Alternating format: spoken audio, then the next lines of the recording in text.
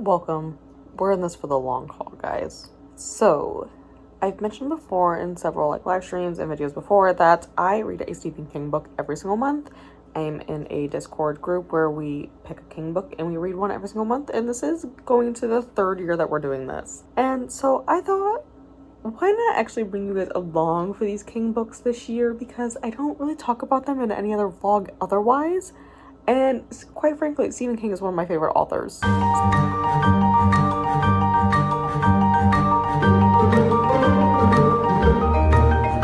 We already have all of our lineup from January through June picked out, and we're introducing something new this year in the group where we are going to do alternate reads.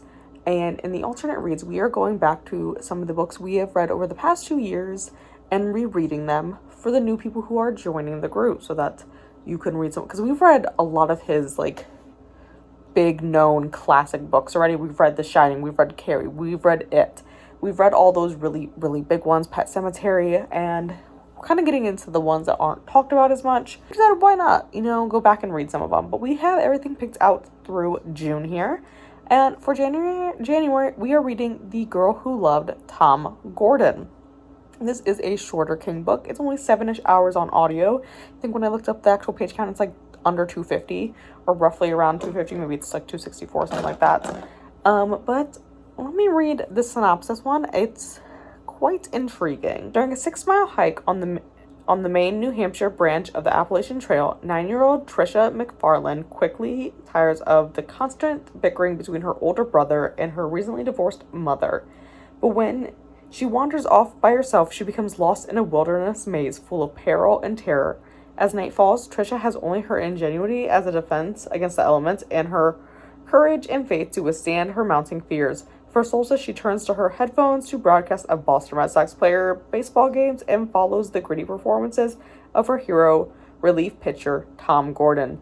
And when the reception begins to fade, Trisha imagines that Tom Gordon is with her, to protect her from an enemy who may or may not be imagined, one who is watching her, waiting for her in the dense, dark woods. And I started this one a little over an hour ago now, while I was doing some diamond painting and some journaling right here, and we are already 43% through the book. I think I'm gonna fly through this one. Like I said, it's a shorter one, but I'm really enjoying it so far. It has very similar vibes to Carrie, which, if you guys didn't know, was King's debut and was the second King book I read, I think. But it's giving me similar vibes in the writing style, how he writes these younger female characters. Not that Carrie is super young. There are parts in the book where she is younger in it. It's kind of the style that he's writing these younger girls is very much the same. It's reminding me of that, although I am enjoying this one more than Carrie. Carrie was an okay debut to me. All things considered, for a debut, it was good. However, you could really see the evolution in King's writing as he went on in his writing career. So when you look back, Carrie isn't that great of a book. It's not even in my top 10, but it is still up there for a great debut in my opinion. And I'm excited to get through this book and see what happens in these dense, dark woods. So I realized I never gave you guys an update for the end of The Girl Who Loved Tom Gordon. 3.5 stars. It wasn't King's best book, but it's definitely not the worst King book I've ever read. Definitely more mediocre. I kind of expected more of a supernatural horror element to it, simply because it is labeled as horror. And yeah, I guess it's horror because it's this young girl lost out in the woods, but it's not really up to par with the normal horror that King does. So it kind of fell a little flat to me, and honestly, I think I've grown so accustomed to King's books being massive things with so much detail that this one just felt like it was lacking that. But 3.5 stars, so well, you know what? Like I said, not the worst, but he's definitely not his best work. It's been a minute since I've updated my Stephen King journey here. I did not get to read February's book. I am going to do it soon though. I was on the hold list. I literally placed the hold in December, and then I sat there on the hold list, and at the beginning of February, I literally sat on the hold list for Skeleton Crew at 4th in line for the entire month of February. And then as soon as I got the stand, the first week in March, which is March's read. And as soon as I started that one, like 2 weeks after that, that's when Skeleton Crew came in. But I was like, okay, that's great. But The Stand was due in a week, and I couldn't renew that because that one also has a hold. And so I binged the entirety of The Stand in 5 days. It's like 1,300 pages, guys. It's fine. It was only 48 hours on audio. But we got there. It literally, I was just like, of course, the second I would like want to like start The Stand is when Skeleton Crew would come in. So Skeleton Crew was actually going to be my next one. Ta-da. Just decided, let's be available now. Why not, you know? So we'll come back to Skeleton Crew.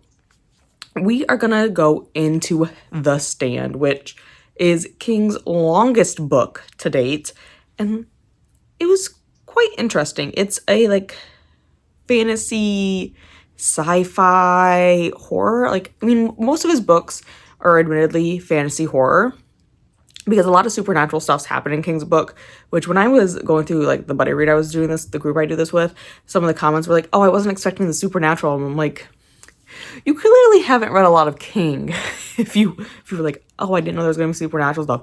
He always throws like some kind of ghosty supernatural shit in these books. Like, let's just put that out there, okay? That's just like his MO. But let me read the description for The Stand. This is the way the world ends, with a nanosecond of computer error in a Defense Department laboratory and a million casual contacts that forms the links in a chain letter of death.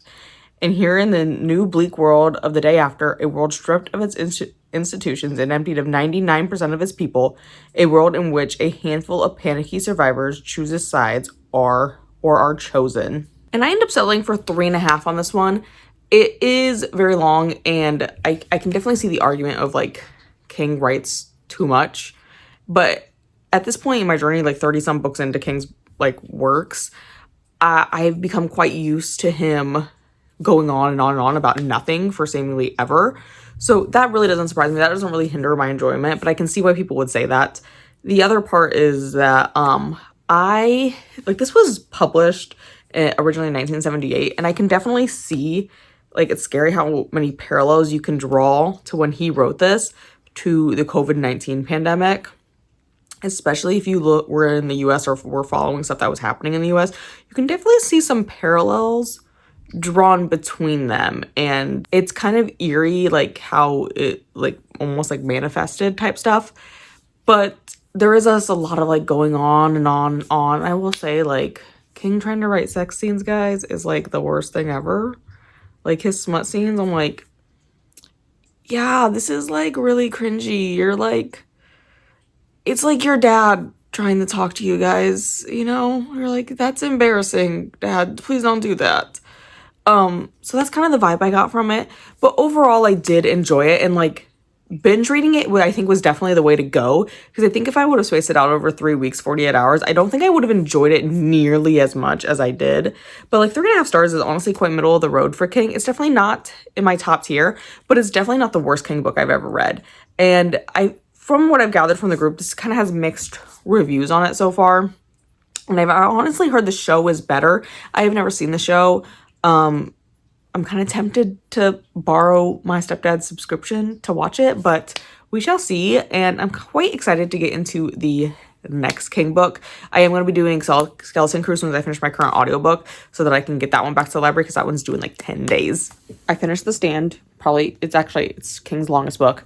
I gave that one 3.5 stars, so we're on par with that. But like as soon as I started The Stand is when my copy of Skeleton Crew came through Libby, and I had been on hold for that thing literally since December, and it was supposed to be our February read, but like I didn't get it, and like literally the entire month of February I didn't move at all on the wait list at all. I'm like, I need y'all to finish this book. So once I finished The Stand, I jumped straight into Skeleton Crew, which, like I said, was supposed to be our February read for my Stephen King reading group. That one, I'm gonna go with a solid 3. We're not doing great in terms of like King. Like we're hitting mediocre, like middle, admittedly, which isn't like bad. It's just usually I enjoy my King works a little bit more.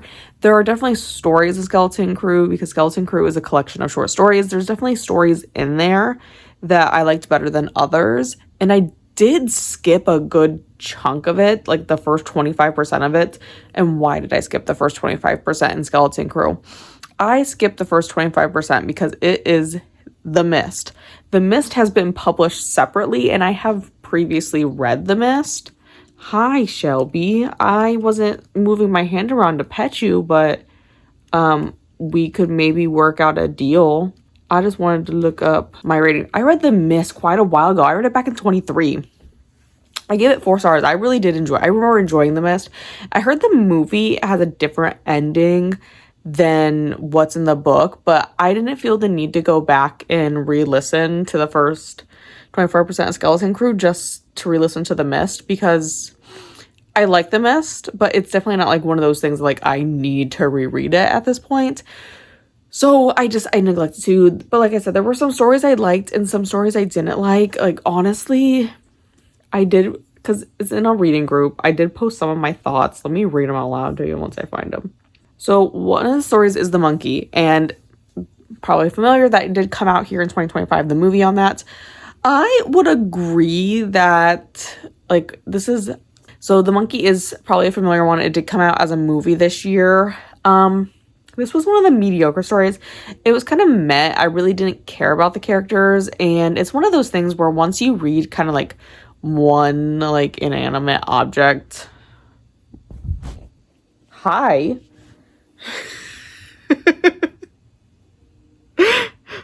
Once you read one like object horror, I feel like you kind of read them all. Like, there was nothing new to the table King brought with this one.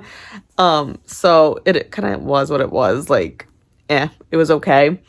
The Raft, however, I really enjoyed The Raft. The Raft actually killed me when I was listening to it, because there is this line that says, "Go away, I don't love you," in it. And I thought that was like hysterical, because the only thing in my mind I could picture when that line was said is that there was this like TikTok short going around where it was like someone with their dog going, "If a stranger enters the house, what are you going to say?" And the dog says, "You can't come in here. I don't love you." That's all I could hear in that line. It's like, I swear. And so then it sent me down a rabbit hole of going back and watching these videos of these dogs going, like the audio with the dogs going, "No, no, no, no. You can't come in here. I don't love you." It was one of my favorite shirts I've ever seen in my whole life. But that's really what stand out to me. There was also The Milkman. If somebody put a fucking spider in my milk, I'd be throwing hands. I'm gonna come and get you. Like, you're not gonna put a spider in my milk. What is wrong with you? I did enjoy that one, though. That was another one. I did enjoy that one. I thought that one was pretty good. But there is our February read a month late, which isn't bad.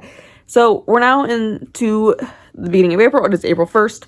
I'm reading 2 King books this month because I'm insane. I think we've established that at this point. So we're reading The Dark Half, which is our normal April read. I just got that one on audio today. However, I did start a different audiobook today, so I got to finish that one first. But I'm like 50% through already. So I think I'll be able to get to The Dark Half pretty soon. It's just with The Dark Half, I'm also being insane, and that's our normal read. But I also signed up for our alternate read, because we're doing an alternate read every other month, going back for new people in the group to go back and read some of the King classics that we already read. And it's 11/22/63, and I decided I really wanted to reread 11/22/63 because I read it last year, but I wasn't sure if I enjoyed it. Like, in my mind, I really enjoyed it. And why do I say that? So I really enjoyed the last 25%. However, the first 75% of the book I listened to on audio, and my audiobook wouldn't let me listen past 1x speed because the audiobook would crash if I tried to speed it up, which was also an issue I was having with Skeleton Crew, which was kind of annoying on Libby. Why are you animals walking in front of the camera today? Wee, you guys. Wee, with you. Mwah. But it wouldn't let me speed it up past 1x speed, and I was like super annoyed by this, so I don't really remember what happened in the first 75% of the book. Hi. I will cuddle with you in just a little bit, okay? I promise I'll cuddle you. So we're going to back and I'm gonna reread it to see if this actually is one of my favorite King books, because at the current rate, based off the last 25% that I do remember that I read with my eyes, because it was much faster than listening to at one time speed, it's like my second favorite King book I've ever read. So I'm never like 30 at this point. So we're gonna reevaluate that to see if it's still actually that good or if my brain is deceiving me. On April's edition of what I read of Stephen King, we have The Dark Half. I was actually very, very intrigued by the premise of this book. Like, the beginning started out very, very strong, very interesting. Although I will say, probably nobody but me would ever realize this because I spend so much time on eyes. Stephen King has like a thing for like eyes and neuro things, if nobody's noticed. Like, he seems fairly obsessed with like tumors and eyes and like having stuff wrong with that kind of stuff. I don't know if anyone else has noticed that. Like, I've noticed it periodically throughout like the books, and like those parts always stand out to me, like especially the eye ones, because I work with eyes all day long, guys. But stuff kind of stands out to me, and like the premise of it was like he absorbed his twin and like they had to remove the remnants and it became the Dark Half. But the beginning was like there. I was really intrigued by this concept. And then as it dragged on, I just feel like half of the book became more than half of it was very unnecessary. And this would have actually worked much better as a novella than a full-length novel, I think.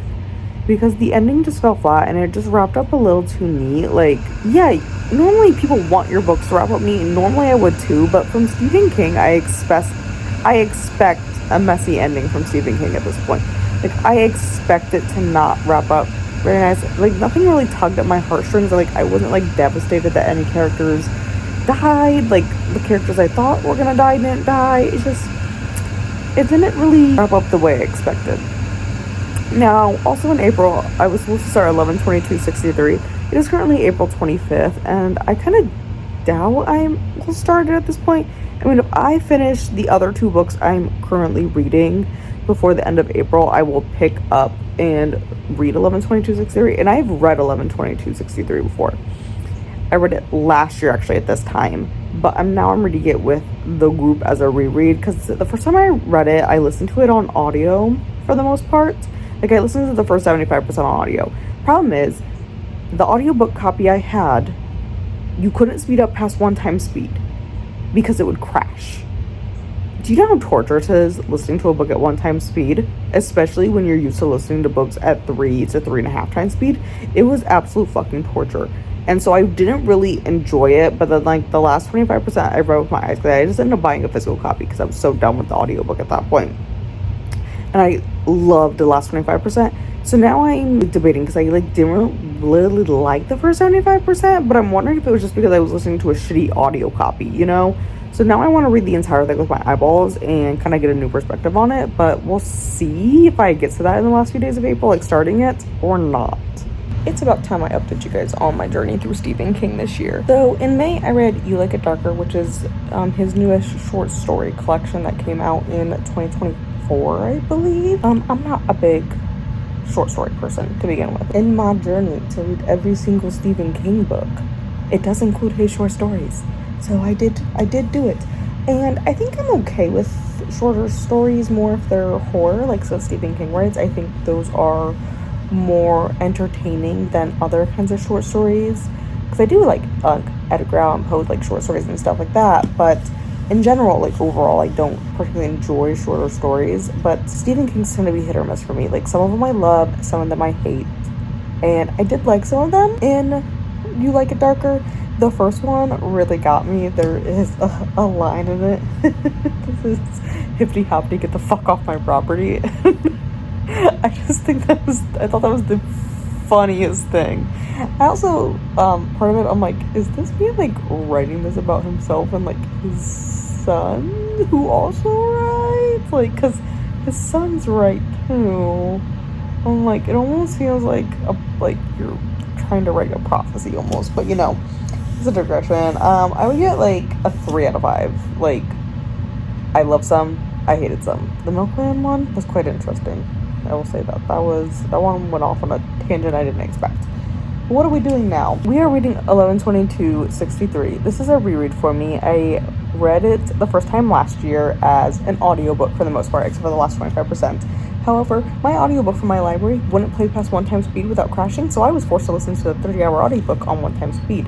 My brain doesn't do 1x speed, guys. I listen to books at 3x speeds. This was a very big issue for me, and it felt like it dragged on forever. However, saying that, based off the last 25% of the book, I finally got fed up with the audiobook and just bought this book. I read the last 25% with my eyes, and it became a top 3 Stephen King book I've ever read. However, I feel like I maybe shouldn't judge it on that fact because I've only enjoyed the last 25% that I remember. I don't really remember the first 75% of it, to be completely honest. So I've gone back and I started reading it, and this book is actually moving a lot faster than what I thought. Like, when he was in Derry, I thought he was in Derry for like ever and ever and ever. He actually wasn't in Derry for that long, and it didn't actually take him that long to get to Jody, where most of the story takes place. Like, he's in Jody now, and he's been in Jody for a few chapters at this point. Like at least that much of the book that I've read, you can see my bookmark there, that at least that much is like him and Jody. And I was like, wow, actually I thought that was like, I was like, oh my god, that has to be like around 550 pages, because this book is like almost 900. Yeah, no, he's actually there like early 300 pages in. I'm like, oh, okay, this is moving a lot faster than I thought. So my brain forgot a lot of details in the middle, it turns out. So I'm up to part 4. He's not met Lee Harvey Oswald yet. You know, he's still like keeping track of him, but he's just met Sadie, and that is the subplot that I loved in this book so much. At the end was the romance with Sadie, so I'm excited to like actually read it and actually retain it this time. I realized I need to film an update for you guys for 11/22/63. I did finish it, definitely 5 stars. I can confirm that my gut feeling based on the last 25% of the book was a top 3 King book. It really is, but it's like even higher now for me. I would do I want to say 2? I might even rank this a 2 now in Stephen King now, because I really, really enjoyed it. Yes, it is chonky, but it really picks up there at the end, and honestly, just everything happens much quicker than I thought with my first read through. So it just like, it's like a weird time warp in my brain going on there, but I really enjoyed it. I would really love that. And it's actually one of the very few books where King writes a romance subplot and I like it. King's romance subplots are a lot of time a little weird, I think, but this one I feel like worked really, really well. Kind of wished for the best at the ending there, but you know, I kind of see why he didn't go back down the rabbit hole. Kind of wish he did though. I would have read that. I would have read another 200 something pages for him to go down the rabbit hole again and get Sadie back. But yeah, we'll move on to the next King book. I'm not sure what I want to read next. I don't know, maybe Cujo, maybe Rage, I don't know. So I wait for my car to heat up for a little bit because it's just a bit cold. It's like 46 degrees out. But I thought while I'm waiting for it to warm up, I'd give you guys an update, a very long overdue update, because I have not talked about any Stephen King books for like a little bit so far. And so I got behind. I didn't start doing one every month. I kind of got a little bit behind, but this month I ended up finishing 2. And so I started listening to Bizarre Bad Dreams, which I was unaware. I just kind of picked it because it was available on Libby, and I was like, oh yeah, cool, it's an audiobook. It's like a medium length King book, you know, it was like 20 something hours, I think. So I just picked that out, and what I guess I didn't realize when I got it is that it's a collection of short stories. I don't know, I thought it was like a full-length novel, but no, it's actually a collection of short stories.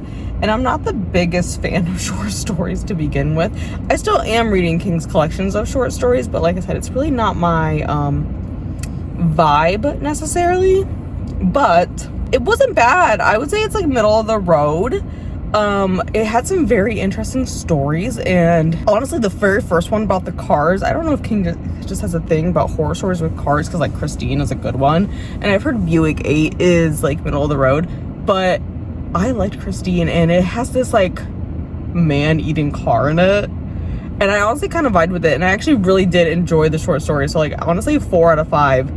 And I'm not like one that's super huge on them, but if I do read short stories, they do tend to be horror ones, and those tend to get me. Like I do like Edgar Allan Poe's like short stories and stuff. So it really was like quite well for me, but it did take me a long time to listen to. And I think it's just because, again, my brain just doesn't like them very much, like short stories. Like I like full-length novels. And so when I do short stories, it takes me much longer to read than it does a full-length novel, because my brain just isn't getting sucked in. Like we're doing like a story and then that story wraps up, so then my brain kind of like disengages, and then I have to like get back into one. And so it just takes me longer to do short stories because it's like it's not grabbing my attention enough, you know. But again, overall I did enjoy it. The other one I ended up reading was supposed to be for our September pick for my buddy reads, and it was Fairy Tale. I love fantasy horror, I'm finding out. I've always been a really big fantasy fan, but fantasy horror is like so straight up my alley, it's not even funny. I just loved it. I will say though, Fairy Tale is a little bit too long, I think. And I know King is a lengthy writer and his books are huge, but I feel like Fairy Tale was honestly like 150 pages too long. The beginning really grips me in. I love the setup with Charlie finding out about the fairy tale world and Radar and all that.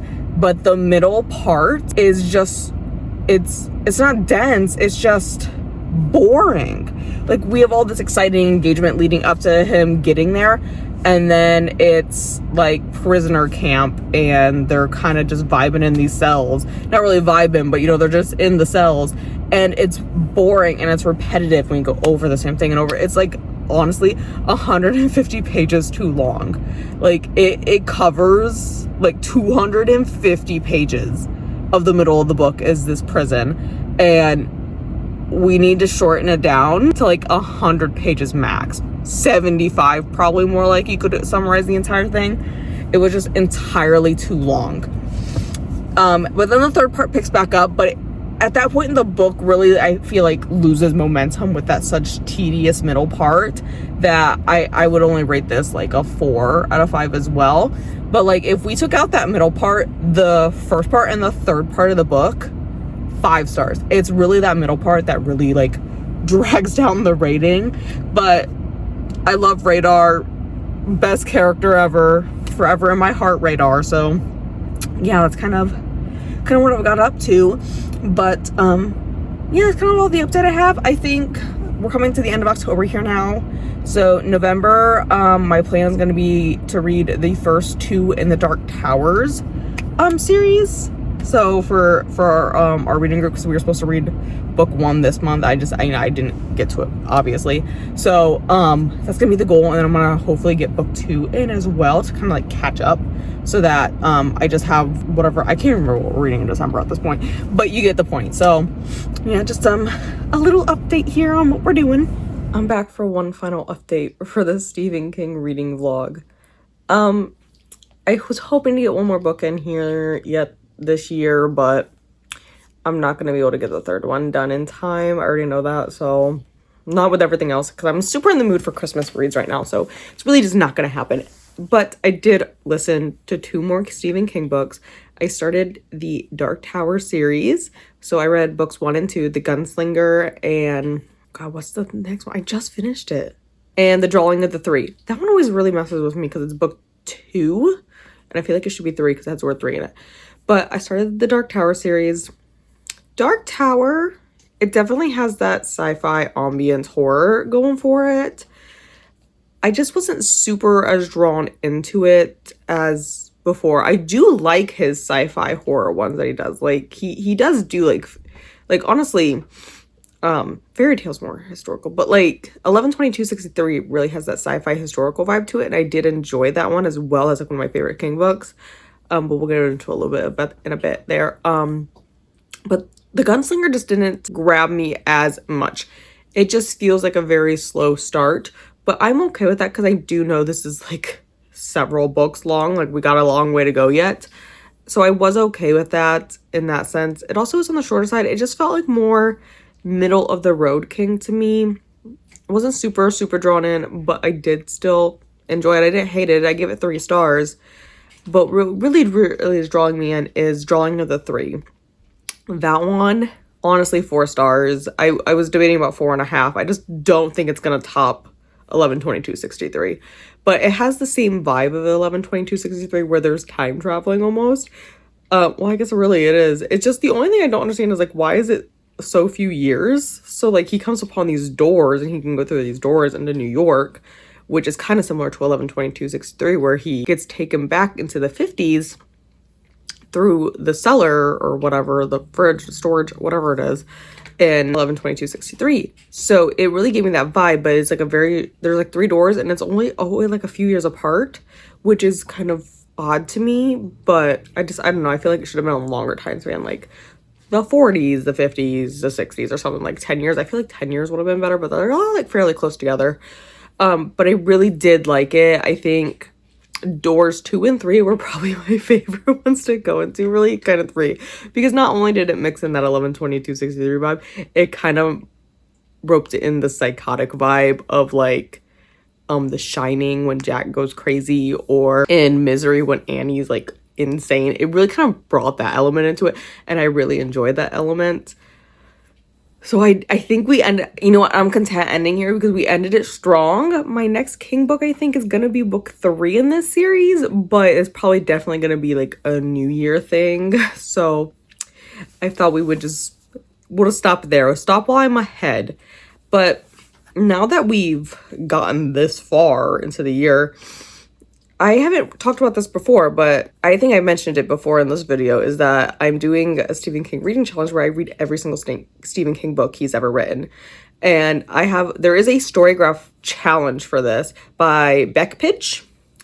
There's 131 books on it. Some of them are listed or there's 103 prompts, but there are some bonus ones because some of them are no longer in print.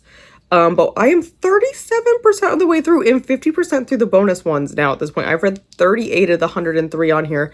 Some of them are listed as bonus though. Rage is listed as bonus because Rage is no longer in print. You can find it other places. Do not buy it. Oh my god, they're like trying to sell it for like $200. I swear to god.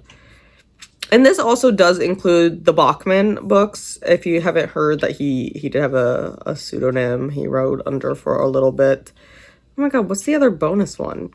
Oh, the other bonus is Gwendy's Magic Feather that I've completed. That's probably because that's technically written by Richard Kaismar, but like Gwendy's his like character, you know. But yeah, I'm not reading these in any particular order. I'm kind of just vibing with whatever's available. So the only one I'm missing out of his first books is Rage. I haven't read that one yet. But otherwise I'm up to Firestarter. So I've read like the first 10 that he's published. So I just gotta finish. I'm not gonna finish this, but like I'm getting there. I am gonna finish this eventually. That's going to be the goal, but I guess I'll see you guys in a year and we'll talk about more of the Stephen King books I've accomplished. But before we go, let's just do a quick stat on Stephen King. This year I read 11 King books. Like I said, I wanted to get that 12th one. We're not gonna get it. I just know I'm not. But just to review, we'll just pull up my Storygraph here. I read You Like It Darker, which I gave 3.5 stars. That was a May read. The Stand, I gave 3.5 stars, which was a March read. Do not recommend doing what I did and read the entire thing in a weekend because you're crazy and you forgot that you had the audiobook, but you had to finish the audiobook because it was going to be put on hold for 5 months otherwise. So you had to hurry up and finish it. And then I did a reread in June of 11/22/63, The Gunslinger we just talked about, which was actually my November read. In July, I read Needful Things and gave that 4 stars. Technically, it was supposed to be a September read. I finished it in October, which was Fairy Tale, which I gave 4. The Dark Half, I read in April and gave that a 3.5. The Girl Who Left Tom Gordon was the book I started the year with, which I gave 3.5 stars. Skeleton Crew, which is a collection of short stories, is a 3-star. Bizarre Bad Dreams, I gave 3. And then The Drawing of the Three, I gave 4.5. So I'll see you guys next year with some more Stephen King.